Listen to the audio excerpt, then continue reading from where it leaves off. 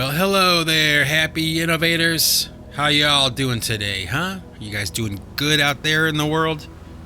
Got my cup of coffee here, and actually I just got done eating a piece of what is probably, in my opinion, at least lately, the greatest dessert, of all time.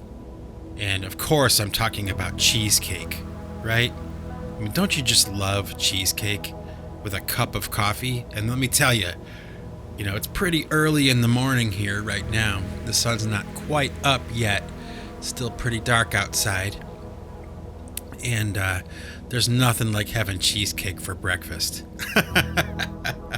I live like a bachelor, even though I'm married, But, with a cup of coffee, forget about it. It's like the greatest.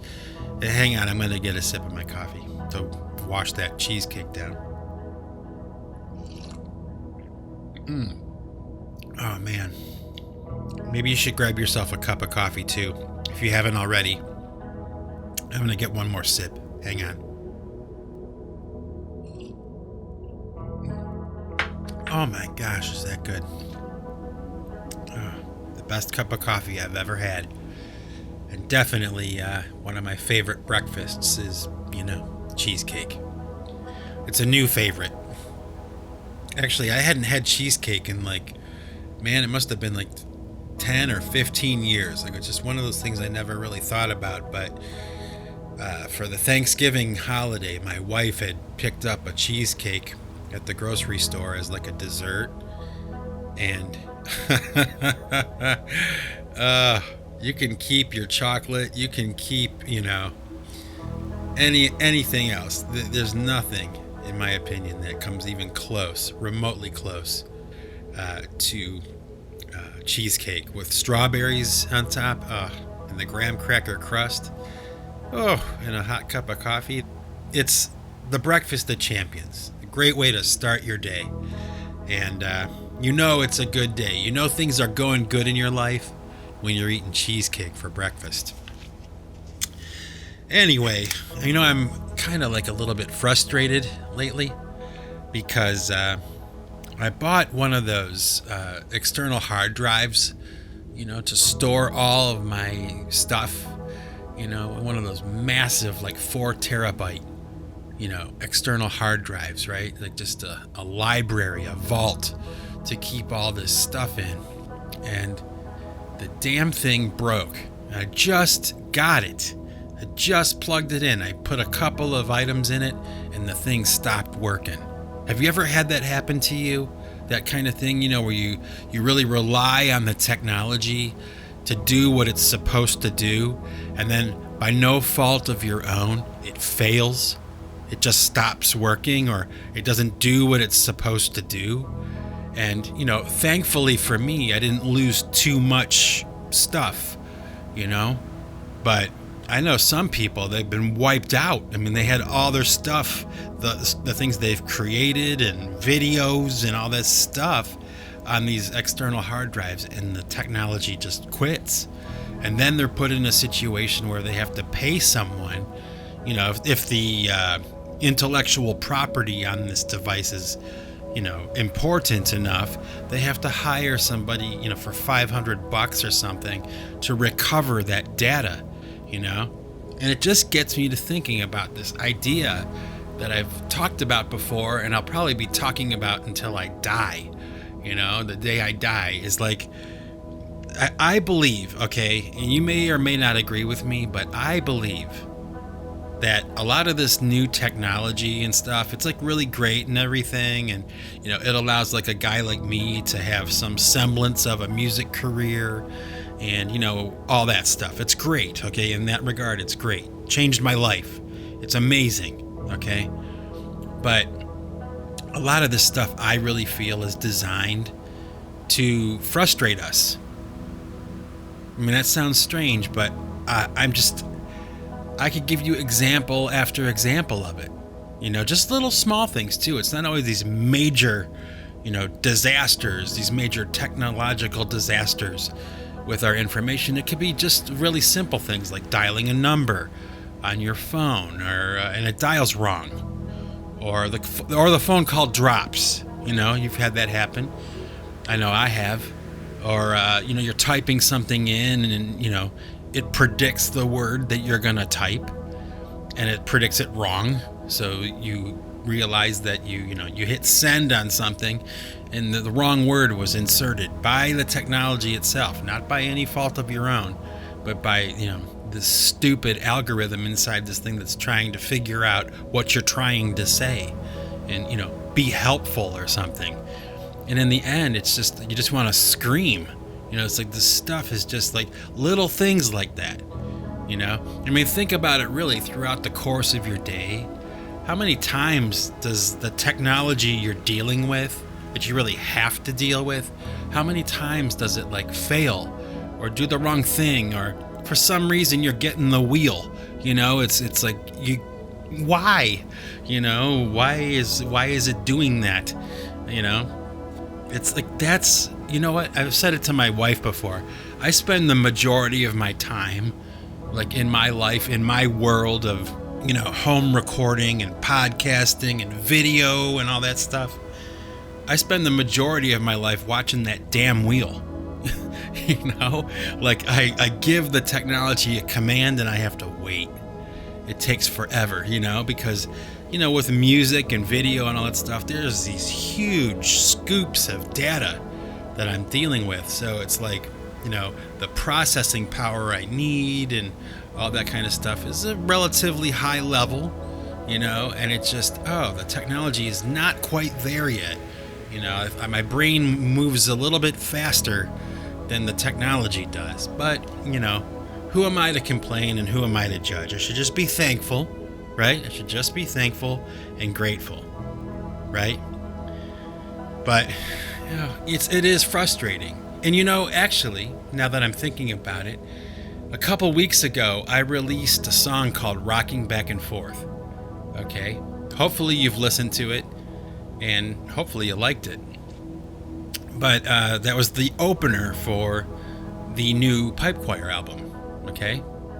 And actually, a long time ago, when I wrote that song, it was about 2010, I wrote that song and I recorded it, and I had it to a point where it was almost completed. It was almost finished. And it was a pretty strong track. Like, it was something I liked a lot and everything. And you know what? It was like one night I was working on it. It was almost done. I laid down a guitar track, like a guitar lead track, a lead guitar, and kind of like a scratch track. I just pressed play and record and kind of improvised over the song. And I figured what I'd do is do that improvisation, have something to eat, like have dinner, and then after dinner I would go back and I would like maybe try again, do a couple more tries, and edit it down into something that I thought was good, or maybe omitted it altogether. But I mastered down a version of the song as it existed, unfinished, so that I could listen to it and have it kind of like have it chronicled, like here's where it was at this point in time, and then I'll finish it and I'll have these different versions of it and these different stages of completion. I like to do that.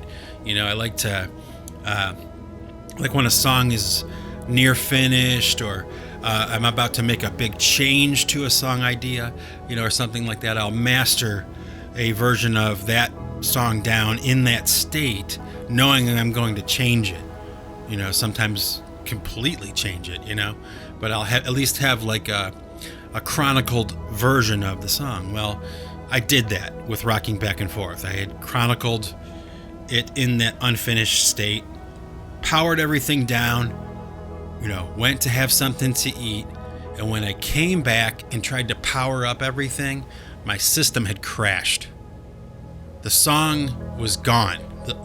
All the work, all the tracks, everything was gone. There was nothing except for this version of the song that was incomplete, not finished, but it was very close to being finished. So what wound up happening was, like over the past, like 10 years or so, every once in a while, I would grab that song, Rocking Back and Forth, and I would listen to it. And I really liked it. I thought it was really good. I thought it was probably something I would probably want to revisit one day and, release it to the public, because it was a pretty cool idea, I thought. So that's exactly what I wound up doing. Was maybe about a month ago, I decided I was going to do that. I was going to go back to Rocking Back and Forth, and I was going to, redo it, start from scratch, and retrack the song from the ground up, and, in the original version of the song, although I had recorded it with like drum beats, drums in it, on the version that I wound up mastering down, I had done like a little experiment where I eliminated the drum track, so it was just an ambient piece of music with no vertebrae. It was like a jellyfish rather than a vertebrate animal. It was floaty and, not as rigid, not in time, not having this beat, this, militant beat in the song, right? I kind of like the idea of doing that. I do it a lot with my music, especially with PC3, where, I always record a song with a drum track. It's usually what I start with, but very often I will wind up in the end omitting those drums from the song, like taking them out, striking them from the mix, and it changes the song, really, it's, quite a big change when you just yank the drums, you turn the drums off, and the music is just there. Like I said, it's like a jellyfish, it's pliable and floaty. It's like a vapor, when you put drums back in it, all of a sudden it's on the ground, it's terrestrial, it's, a mammal, like that's kind of how I see it, right? And so what I'm going to do, I think, is at the end of this podcast, when I usually have music for you at the end, what I'll do is I'll give you the original version of Rocking Back and Forth, that version that I didn't finish. And if you listen to it all the way through, you'll hear me make a couple of major mistakes on the guitar, because I was literally sitting down and just playing whatever came to my mind on that guitar. So you'll be able to hear me just totally biff. Some of the notes are just like wah, like really bad, but that's part of the process. You got to kind of take a swing at it sometimes and revise it. You go back and revise it. So I kind of give you an idea. Like I'll give you the old version, the unfinished version, and then maybe I'll give you the finished version that I just did a little while ago, so you can hear the change, from 16-bit recording, which the original was done in, to 24-bit recording, which the new one was done in, and you can kind of get an idea of what I'm talking about. You can hear the difference. One is a jellyfish and one is a mammal, if you follow me. I'm assuming you're happy innovators. You probably get what I'm talking about. Oh, so there you go. The story of Rocking Back and Forth, a song I have always liked. I like it now too. It's kind of nice. It makes me feel satisfied. I get a sense of fulfillment knowing, in the back of my mind, that I did it. I went back to that song, I redid it, and I released it, and now it's out there in the ether. I don't have to think about it anymore. I don't have to, I should do that. That's already done. Already done. It's in the can. It's out there in the world for everybody to hear. So hopefully you liked it. Yeah, I'm doing my best to avoid talking about politics today. Because, to tell you the honest truth, I was saying it in the last podcast. It's like I had reached a point where I could not listen to any more of it. The Trump stuff, the Biden stuff, both of it, both sides. I just got so tired of hearing about it. I was like, I don't want to hear about it anymore. But then, all this stuff really kind of started to shake down with the election and the electoral process, and how it's kind of playing out right now. And I gotta say, one, it's interesting to me that, we're all kind of getting like a civics lesson, on how the electoral process works and, how the confirmation of a president takes place and how it takes a little bit of time and there are steps and procedures and all that stuff. It's pretty fascinating because, to tell you the honest truth, at this point in time, like this point in the election and all the hoopla that's going on around it, I'm almost borderline addicted to it. Like, it's really kind of shocking to me how I just can't stop listening. I went from like one extreme to the other in really just a matter of a couple of weeks. I went from being completely sick and tired of hearing about it to being absolutely enamored in this idea or this prospect of like the election maybe being flipped, like there's a question about the votes, and wow, this has never happened like this before. And it's just, for me, being me, being interested in this kind of thing, this anomaly, this weirdness that we're in, I just can't stop listening to it. And, that's probably not very healthy. I have to, learn to tune out. I think that's kind of like why I'm talking about it, because maybe you're like me, maybe you're like, you started out like tired of hearing about it, like the same thing all the time, no news, nothing changes. They just keep talking and talking and talking. And then all of a sudden, like I flipped. I'm like, now I can't stop listening. And I really think that it's time for me to figure out some way of kind of tuning out of all of it, And like one of the things that I've kind of tried to or started to put into practice was like this idea of listening to more music. Like if I'm going to go online, instead of watching, election video controversy on YouTube, like I'm kind of trying to consciously go more towards music and watching videos and listening to groups that I like, or maybe groups I've never heard of before, like finding new music and stuff like that. And I found a couple of really good bands. I didn't write their names down. Maybe for the next podcast I'll do that. Speaking of which, I'm at number 90 for the Singularity Podcast, which probably doesn't seem like much to you guys, but for me, that's quite a milestone. And that means that, I have 10 more, obviously, until I'm up to my 100th podcast. So I need to kind of start thinking about that. Like, what kind of celebration do I want to have? Maybe for the 95 through 100, 5 special podcasts.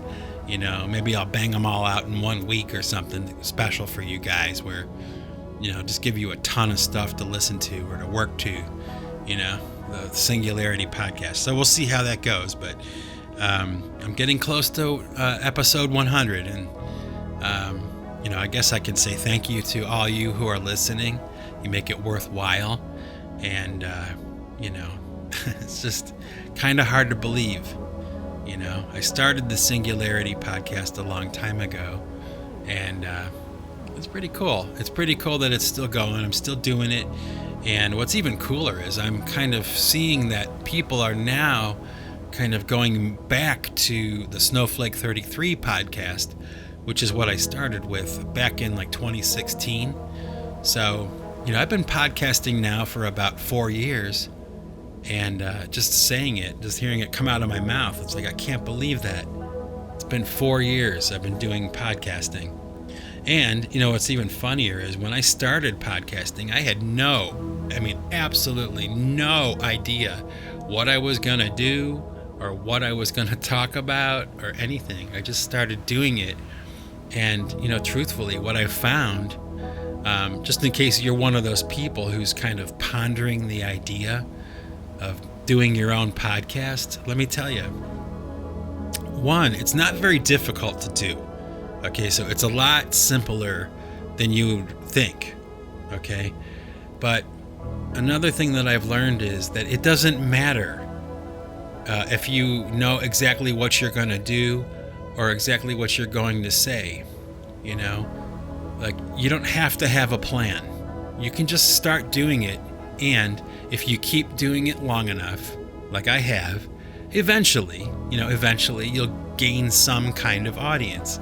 And, as far as I'm concerned, I don't need to have millions of people listening to my podcast in order for it to be worthwhile. All I need is to know that somebody other than myself is listening to it and getting something from it. And that's enough for me. And I don't need to ask you for money, and I don't need to have you go to a Patreon page or anything like that, because to do this kind of thing for you, to do this kind of thing, I do it for myself too, but to do this kind of thing, it doesn't cost any money. So, it's free. This is nothing. This is like just a little bit of my time, So, you'll never, they say never, but I will say never. You will never hear me asking you for money for my podcast. Like, I need you to support me. I don't think so. If you want to donate, I guess that's your prerogative, and I would welcome that, of course, But I kind of like the idea of being like a podcaster who doesn't give a shit about the money. I don't want to be like that. I don't want to be like everybody else that way. I'm proud of it. Like, I'm proud to be a Creative Commons musician. I'm proud that people can use my music for free. And if you want to buy my albums, you can. And that's appreciated. It's really cool when people do that. It's nice. It's a nice gesture. But you don't have to. You don't have to feel obligated, and I'll never ask for it. I'll never ask for it. So if I can go another 4 years, doing this podcast and, without dropping, a call to action or whatever they call it, or to give me money, begging for money, forget it.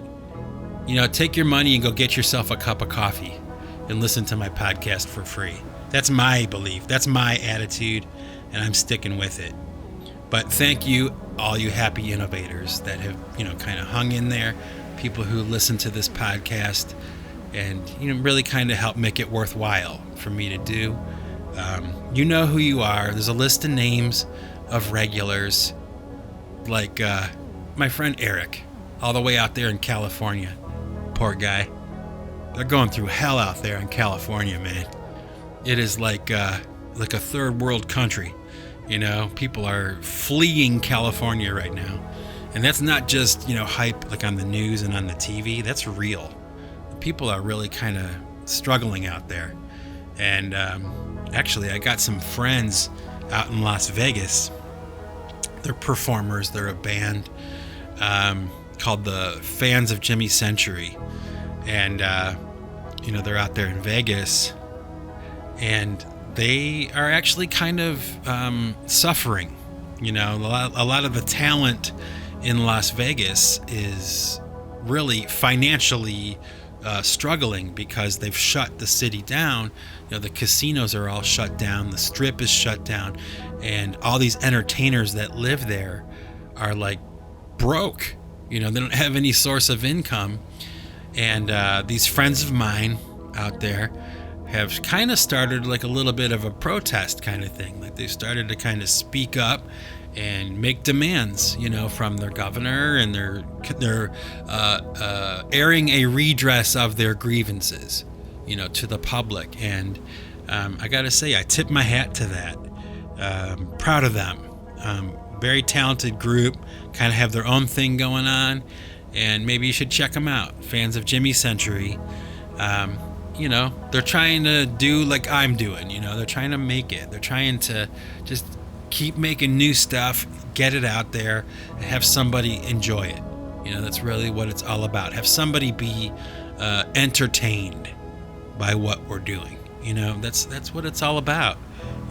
That's the fun of being, a musician or an artist or of any kind, really, is, well, one, you get the satisfaction of, making something out of nothing that is actually interesting or good in your opinion, right, as the person who created it. But then there's also that, that satisfaction you get from other people on the outside. You're listening to what you do, and they come back and give you feedback on it, good or bad. It doesn't really matter. It's like, it's kind of just almost like in some way a weird kind of conversation, and it's enough to keep a guy like me going for a long time. It doesn't have to be millions and millions of people. It just has to be somebody, That sounds strange, but it's true, So, I wanted to give a shout out to this friend of mine to close off this podcast for today. I wanted to give a shout out to a friend of mine named Lily. And what I wanted to talk about was this funny video that she had sent me. She lives in Europe. She lives in Belgium, actually. And she had sent me this video. And she lives like in an area where there's like a countryside. And she goes for a walk every day, like for exercise. And she happens to pass this field every day where there's like this little herd of cows in this little field. And, it's fenced off or whatever. And she walks along the road and, over the past year or so, this whole situation with her and the cows and all that has become somewhat of an inside joke with her and I. It's a long story. I won't bother getting into it, but it's become something that we both kind of laugh about. And, anyway, the point I'm making is just a couple weeks ago, she sent me this video of her playing my music, to these cows in this field. And they're like coming right up to the phone to listen to my music, And, I've seen those videos before on YouTube. They're actually kind of amazing, where they have somebody playing music for animals like that, and they'll come running from, miles away. They'll hear this music and they want to see where the music is coming from. It's actually fascinating. If you ever get the chance to watch those videos on YouTube, just, type it in, cows and music, and it'll come up. Well, anyway, this friend of mine from Belgium had sent me this video of her playing my music for the cows. And I gotta tell you, I laughed so hard when I saw that, and so did my wife, okay? It was hilarious, but actually it was touching. Like, it was actually, and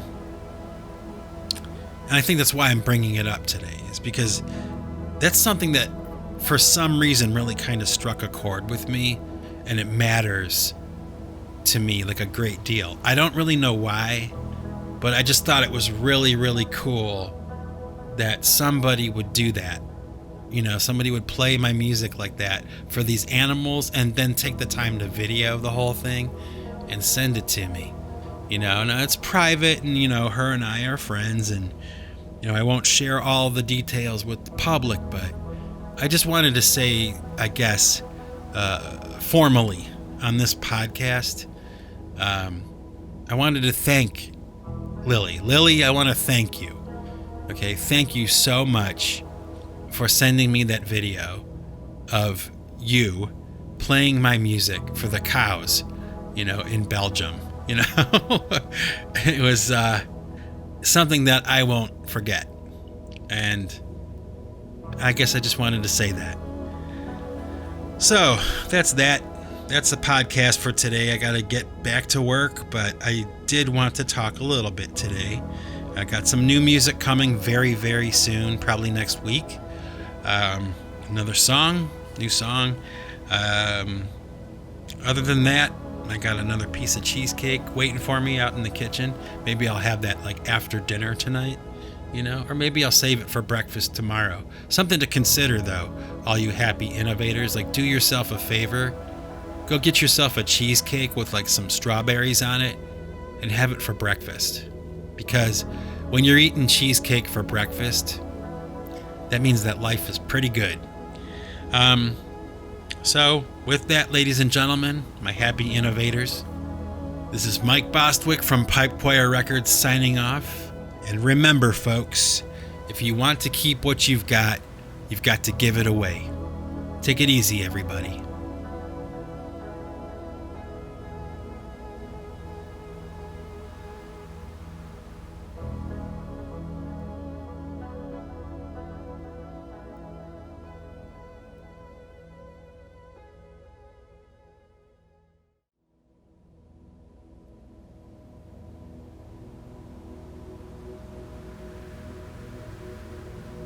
Okay, happies, all you that are crazy enough, daring enough to stick around to the end for some music. I've got that version of Rocking Back and Forth for you that I talked about earlier in the podcast.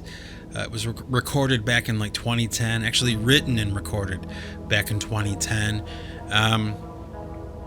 Rocking Back and Forth. Let's see, what could I say about it? Well, the version you're going to hear was the incomplete version, the lost version, really. All the session, all the tracks, the drums, the singing, all the music you're about to hear was gone.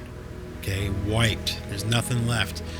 But I do have this mastered version of the song with me playing this guitar take on it. And you'll hear it when you hear the song. You'll hear me hit wrong notes, these major biffs with the guitar. But the idea was that, like I said earlier in the podcast, this was a scratch track I did. Just, I gave it a shot.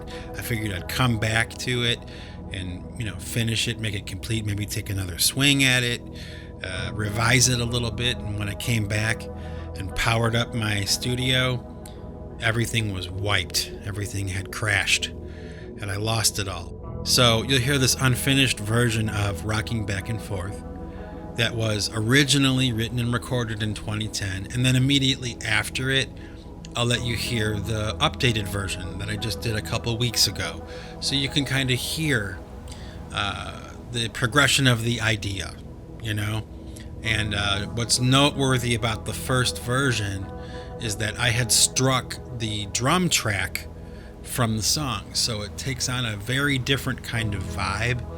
And you can kind of hear the difference between the first version and the second version, or the old version and the new version. I put drums in the new version, and you can hear the difference, how it changes the song when there's drums or no drums. Actually, I had thought about releasing another version of Rocking Back and Forth, the new song, the new version without drums in it, just to kind of keep it, with that original idea, So I still might do that. Don't be surprised if, in the near future, you see me kind of pop out another version of Rocking Back and Forth that's kind of like, keeping in tradition with that original version. But for now, you can hear both. Hopefully you'll like them both. You can kind of hear it and enjoy it. And I hope so. Let me see. What else could I say about Rocking Back and Forth? Well, I can say this. Okay. When I wrote Rocking Back and Forth, and the lyrics are kind of, I guess maybe like a little bit sad or something. Like they're a little bit, there's like a lament, in my vocal and in my lyrics. I wanted to make a song that was about missing somebody. I wanted to write a song about missing somebody, and not necessarily like a lover or a girlfriend or something like that. It could just be anybody. Like, everybody knows somebody that's no longer here with us, and they wish that they were. And it doesn't mean they had to die or something. They could just be somebody that came into your life and they're gone now. They're off somewhere else, and they are not going to talk to you anymore. They are, in that respect, they are dead to you in your life, and you miss them, And I certainly have a list of people probably that I feel that way about. And so, the lyric is sincere. I'm writing it from the heart and meaning what I say. You know, I think the lyrics are. I say rocking back and forth in the light, emotion in motion, rocking back and forth in the light. When the night comes around, like when you're by yourself and it's, you're thinking about the day, or you're thinking about your life, or you're thinking about things at night, when you're winding down and you remember somebody and they come back into your mind, for no good reason. They just do, and you remember them and you miss them.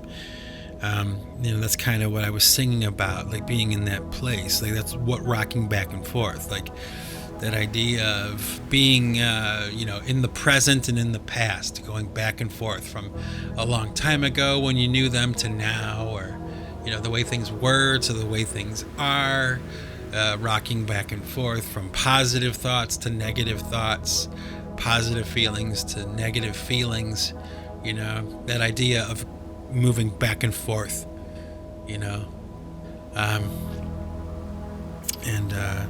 I do say in the song, I long for the friend I used to be. I long for the things that you'd say when the night comes around. I long for the things I used to see. I long for the things you'd do when the night comes around. That's really, it's a simple lyric. It's not very long, but I felt and still do feel that it's something that people can relate to. At least I hope they can. I hope I'm not the only one who's feeling like that, misses people, or, because sometimes, when you're a person, I guess, that's sensitive or, compassionate and caring, you have people come into your life, right? And you love them, you love them. They become important to you. And, like I said, they don't have to be like your girlfriend or your boyfriend or your lover or something. It could be anybody. It could be a sister. It could be a friend. It could be your mother. Somebody that was in your life and they are not there anymore. And there's a big hole left behind where they used to fill. They used to fill that gap, in your soul and in your mind and in your heart. Yeah, I know it sounds corny, but, it's real, that kind of sadness, that kind of thinking is healthy, and it's real. It's well, that's all I'll say about it, but enjoy the music, have a good week, maybe think about somebody like that was in your life that's not there anymore, and try to reconcile that and try to come to terms with it, and find peace, hopefully, So, ladies and gentlemen, check it out. Rocking Back and Forth, circa 2010, and then immediately after, Rocking Back and Forth, circa 2020. A 10-year difference of growth. Peace out, everybody. Be safe, have fun. Talk to you soon.